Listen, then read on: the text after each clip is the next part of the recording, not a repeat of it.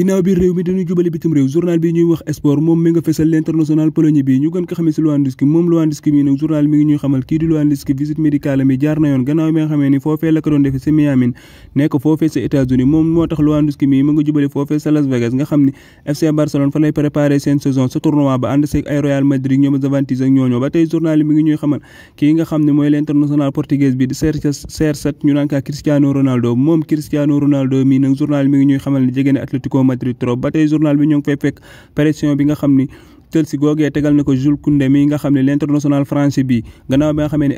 FC Barcelone daf ko bëggoon moom l'international français bi nag journal bi ngi ñuy xamal ni jege na Chelsea trop. ginnaaw sport dañuy des foofee sa bitim réew ak journal bii di AS moom journal bii nag mi ngi fësal kii di Real Madrid kii nga xam ne mooy champion d'Europe boobee di Real Madrid moom Real Madrid gii nag mi ngi préparé tournoi boobee di am gannaaw bi nga xamee ne ma nga foofee sa Las Vegas nekk foofee sa Californie tournoi bii nga xam ne ñoo ngi siy xaar match classico bii nga xam ne war na si am diggante Real Madrid ak FC Barcelone géegee le 23 juillet bii ñu jëm.